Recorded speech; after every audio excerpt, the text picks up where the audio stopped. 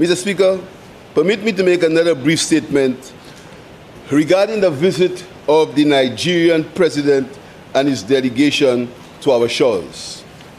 I rise today to thank members of the House and the Senate and the people of St. Lucia for warmly welcoming President Bola Ahmed Tinubu of the Republic of Nigeria. From all reports, our guests were very impressed with the hospitality and warm embrace of St. Lucians.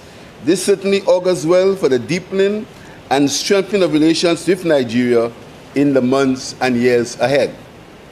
At the same time, Mr. Speaker, it would be remiss of me if I did not condemn in the strongest terms the behavior of the opposition United Workers' Party and its surrogates during the President's visit.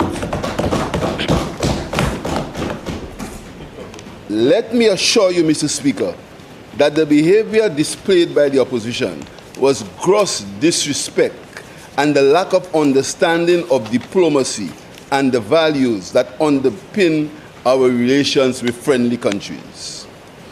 As I speak, Mr. Speaker, leaders of major democratic countries are demonstrating their interest in Caribbean countries with which they have strong ancestral connections to foster greater economic and cultural ties with them.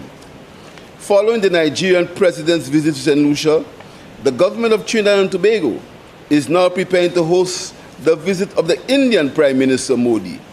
Prime Minister Modi will also be honored with the country's highest award, Order of the Republic of Trinidad and Tobago. Visits like these, Mr. Speaker, open the host countries and the wider Caribbean to greater economic opportunities for the people of the region. All well-meaning citizens interested in the advancement of the Caribbean region should therefore welcome these visits and the attendant benefits. Mr. Speaker, our efforts to strengthen economic, cultural, and diplomatic relations with African countries is timely, given the current realignment of relations among countries in the South, international trade and finance. Since the memorable visit of President Nelson Mandela in 1998, during St. Lucia's hosting of the 25th anniversary of the founding of CARICOM, we have only been able to establish diplomatic relations with 4 African countries. We need to do more, and this recent visit by President Tinubu may well be the catalyst for strengthening relations with the African continent and its people. Mr. Speaker, strengthening relations with the most populous African country, Nigeria, offers huge opportunities for local entrepreneurs in manufacturing, creative industries, finance, and tourism seeking to expand their businesses. In spite of our relatively small size, the relationship between St. Lucia and Nigeria can be mutually beneficial. We can be Nigeria's gateway to the wider OECS region and beyond. But this is an opportunity we need to create rather to hope for. Mr. Speaker, I'm pleased to report that even within this short visit, a number of memoranda of understanding have been established between our 2 countries, an indication of the enthusiasm for collaboration on areas of mutual interest.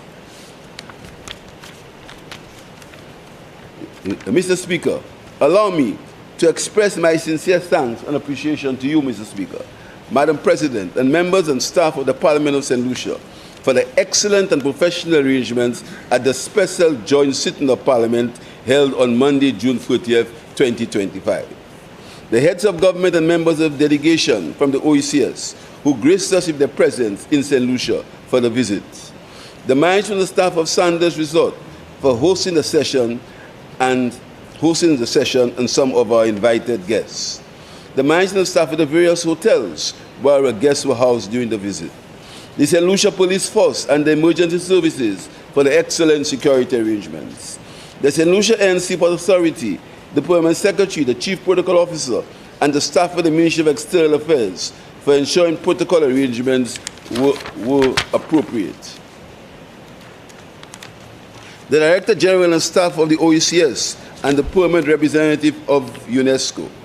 Mr. Speaker, I invite this House once again to join me in expressing profound gratitude to the people of St. Lucia, the public service, and all involved in the preparations that made this presidential visit a success. I thank you, Mr. Speaker.